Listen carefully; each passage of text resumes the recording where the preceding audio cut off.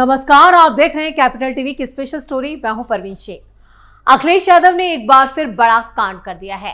जब यूपी में पंचायत चुनाव का शोर सुनाई दे रहा है, उस बीच अखिलेश यादव ने मौलानाओं के साथ बड़ी बैठक की है। इस बैठक को लेकर सियासी गलियारों में हड़कंप मचा है। वो अपनी ही पार्टी के नेताओं के निशाने पर आ गए हैं। उलेमाओं के साथ अखिलेश की मीटिंग ने समाजवादी पार्टी के अंदर बवाल मचा दिया है। सपा के हिंदू सांसद और विधायक पहले ही अखिलेश यादव की मुस्लिम राजनीति और मुस्लिम तुष्टीकरण की नीतियों से खफा हैं। मुस्लिम नेताओं के साथ उनकी नजदीकियों को लेकर सवाल उठा चुके हैं। अब तो उलेमाओं के साथ अखिलेश की बैठक ने पार्टी में मारधाड़ तेज कर दी है।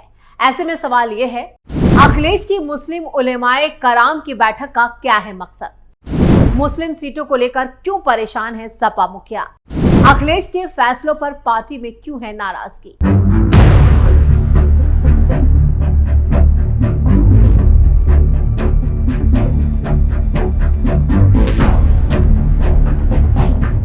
2024 के यूपी उपचुनाव में मिली हार के बाद उत्तर प्रदेश की मुस्लिम बहुल सीटों को लेकर समाजवादी पार्टी नए सिरे से मंथन कर रही है।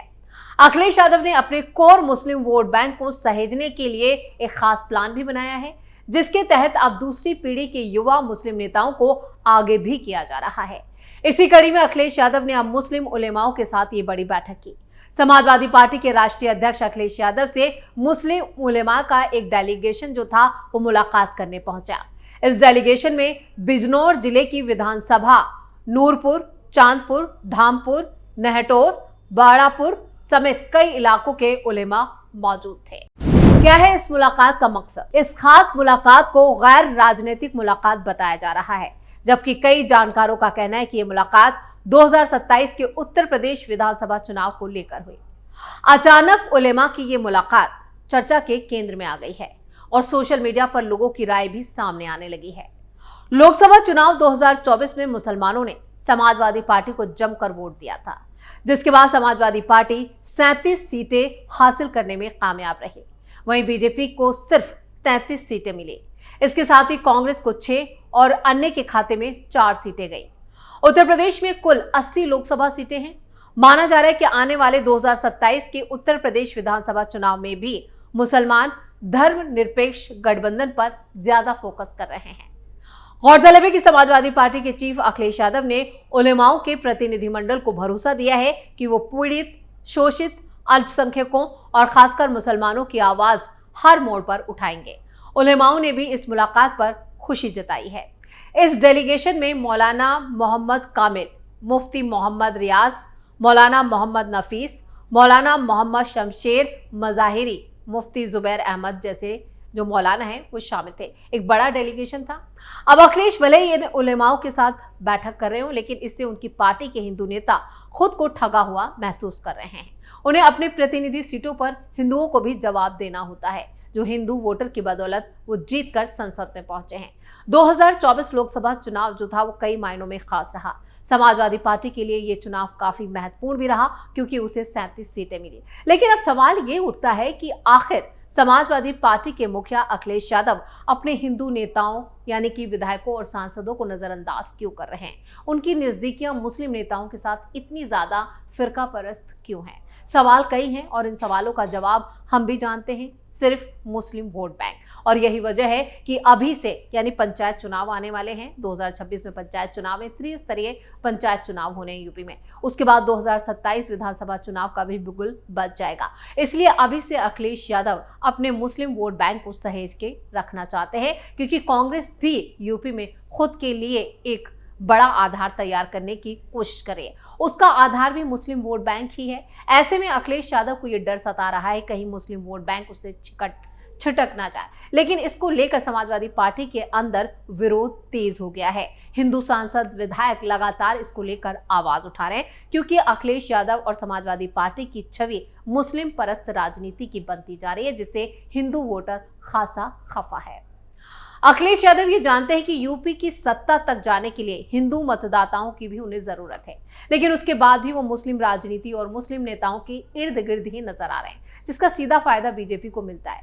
बीजेपी भी अखिलेश की उलेमाओं के साथ उनकी मुलाकातों को जोर शोर से हर मंच से उठाती है। वैसे अखिलेश की सियासत से कभी भी मुसलमानों का भला नहीं हुआ। मुस्लिम वोटों का तो समाजवादी पार्टी और सो कॉल्ड सेकुलर दलों ने सिर्फ इस्तेमाल किया है, जिसका जिक्र अभी हाल ही में बीजेपी नेता और डिप्टी सीएम ब्रजेश पाठक ने किया था। ब्रजेश पाठक ने कहा था, अखिलेश यादव हताश हैं, उन्हें बताना चाहिए कि वो एक ही परिवार में इतनी बड़ी संख्या में वोटर कार्ड क्यों बनवा रहे हैं।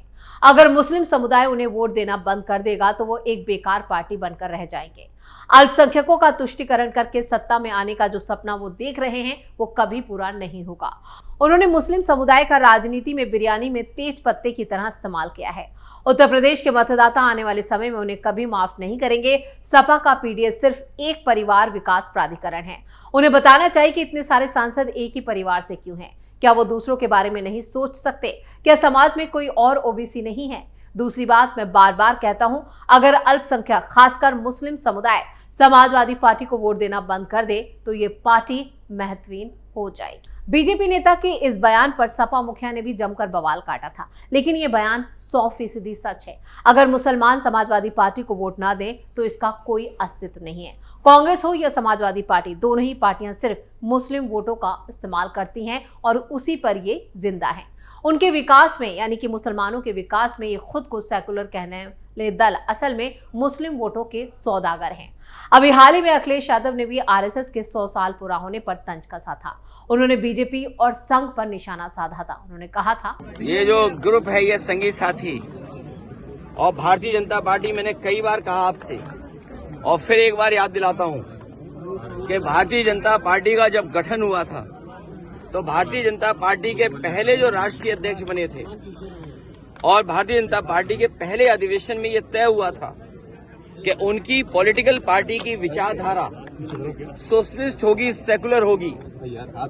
ये आज फिर सोचना इनको, और ये जो 100 साल पूरे हुए हैं इनको अंग्रेजों को बधाई देनी चाहिए, क्योंकि सुनने में आता है और कुछ इतिहासकार ये लिखते हैं कि कुछ संगठन अंग्रेजों ने बनाए थे जिससे भारत को धर्म के आधार पर विभाजित किया जा सके, हिंदू और मुसलमान की खाई पैदा की जा सके। इसलिए संगी साथियों को भी अपनी पहली विचारधारा जो थी समाजवादी और सेकुलर, उसको याद रख करके देश को और आगे बढ़ाना चाहिए। तो अखिलेश यादव की जो मुस्लिम तुष्टीकरण की नीति है और उलमाओं के साथ उनकी जो मुलाकातें हो रही हैं, उससे पार्टी में घमासान तेज हो गया है, जिसका खामियाजा समाजवादी पार्टी को आने वाले चुनावों में भी भुगतना पड़ सकता है। तो 2027 के विधानसभा चुनाव की तैयारियों में जुटी समाजवादी पार्टी मुस्लिम बहु सीटों पर अपनी पकड़ मजबूत करने के लिए रणनीति बनाने में जुटी और इसी कड़ी में वो उलेमाओं के साथ मुलाकात भी कर रहे हैं। 2024 के उपचुनाव में रामपुर और कुंद्रकी जैसी परंपरागत मुस्लिम बहु सीटों पर हार का सामना करने के बाद सपा प्रमुख अखिलेश यादव पार्टी संगठन और उम्मीदवार सिलेक्शन में बड़े बदलाव का प्लान बना रहे हैं। पार्टी अब दूसरी पीढ़ी के मुस्लिम नेताओं को भी एक्टिव करने पर खास ध्यान दे रही है ताकि अपने कोर वोट बैंक को फिर से मजबूत किया जा सके। समाजवादी पार्टी की स्थापना 1992 में मुलायम सिंह यादव ने की थी। तब ये दल यादव और मुस्लिम वोट बैंक के सहारे उत्तर प्रदेश में 4 बार सत्ता में आ चुका है। पश्चिमी उत्तर प्रदेश, खासतौर से मुरादाबाद, रामपुर और कुंद्रकी जैसी सीटों पर मुस्लिम वोटर निर्णायक भूमिका निभाते हैं। कुंद्रकी में 65%, मीरापुर में 40% और सीसामऊ में 45% मुस्लिम वोटर है, जो समाजवादी पार्टी के लिए महत्वपूर्ण है। इसके अलावा पूर्वांचल में भी मुस्लिम समुदाय का एक बड़ा समर्थन सपा को मिलता है। 2024 लोकसभा चुनाव में सपा को मुस्लिम वोटों का भारी समर्थन मिला, जिसके चलते उसने ऐतिहासिक रूप से 37 लोकसभा सीटें जीती। ये समाजवादी पार्टी की रणनीति का हिस्सा है कि वो अपने कोर वोट बैंक को किसी भी कीमत पर खोना नहीं चाहती। आजम खान जैसे सीनियर मुस्लिम नेताओं के जेल में होने और पार्टी में उनकी घटती सक्रियता के बाद भी समाजवादी पार्टी अब नई पीढ़ी के मुस्लिम नेताओं को आगे लाने की रणनीति पर काम कर रही है। कैराना से सांसद इकरा हसन, मुरादाबाद से सांसद जियाउर रहमान बर्क, एसटी हसन और सांसद जावेद अली जैसे युवा नेता अब समाजवादी पार्टी के प्रमुख चेहरों के रूप में उभर रहे हैं। पार्टी का कहना है कि अखिलेश यादव इन नेताओं को मुस्लिम बहुल सीटों में सक्रिय करने के लिए खासतौर से जिम्मेदारी दे रहे हैं। सपा प्रवक्ता डॉक्टर अनुराग भदौरिया ने कहा, हम सभी जातियों और धर्मों को साथ लेकर चलते हैं, लेकिन मुस्लिम समुदाय हमारा मजबूत आधार रहा है। हमारी रणनीति पीढ़ी यानी पिछड़ा, दलित, अल्पसंख्यकों को मजबूत करने की है। 2024 के उपचुनाव में समाजवादी पार्टी का प्रदर्शन निराशाजनक रहा। खासकर कुंद्रकी सीट पर 1,40,000 वोटों के अंतर से हारने पार्टी को झकझोर कर रख दिया। इस हार ने सपा को अपनी रणनीति पर दोबारा से विचार करने के लिए मजबूर किया। अखिलेश यादव ने संगठन में बड़े बदलाव के संकेत दिए, जिसमें निष्क्रिय पदाधिकारियों को हटाकर सक्रिय कार्यकर्ताओं को जिम्मेदारी दी गई। पार्टी का टारगेट बूथ स्तर पर संगठन को मजबूत करना और टिकट बंटवारे में उन नेताओं को प्रायोरिटी देना है जो पीडीएस समीकरण को मजबूत कर सके। इसलिए समाजवादी पार्टी ने सद्भावना संवाद जैसे कार्यक्रम भी शुरू किए, जिनकी कमान सलीम इकबाल शेरवानी और अताउर रहमान जैसे नेताओं ने संभाली। सपा के मुताबिक अखिलेश यादव जल्द ही मुस्लिम बहु सीटों के लिए उम्मीदवारों के नामों का ऐलान भी कर सकते हैं। 2027 के विधानसभा चुनाव में सपा कदम फूंक फूंक कर रखना चाहती है। समाजवादी पार्टी का टारगेट है 360 से ज्यादा सीटें जीतकर भारी बहुमत के साथ सत्ता में वापसी करना। इसके लिए समाजवादी पार्टी न सिर्फ मुस्लिम वोटों को मजबूत करने पर ध्यान दे रही है, बल्कि छोटे मझोले नेताओं को शामिल कर दलित और पिछड़ा वर्ग के वोटरों को भी अपने पाले में लाने की कोशिश कर रही है।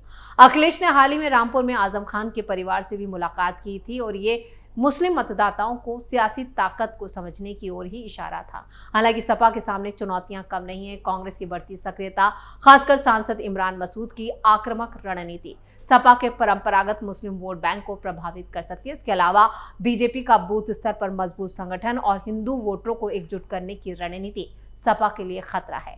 फिरोजाबाद जैसे सीटों में आरएलडी के एनडीए में शामिल होने से भी सपा को रणनीति बदलने की जरूरत पड़ी है।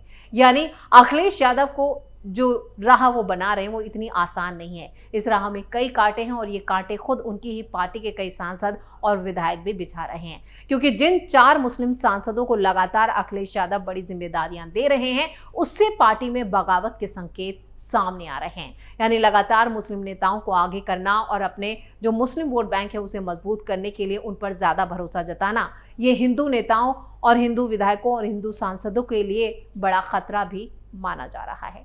इसी के साथ स्पेशल स्टोरी में इतना ही। वीडियो कैसा लगा कमेंट करके अपनी राय जरूर दें। वीडियो को लाइक करें, शेयर करें और कैपिटल टीवी को सब्सक्राइब जरूर करें। धन्यवाद।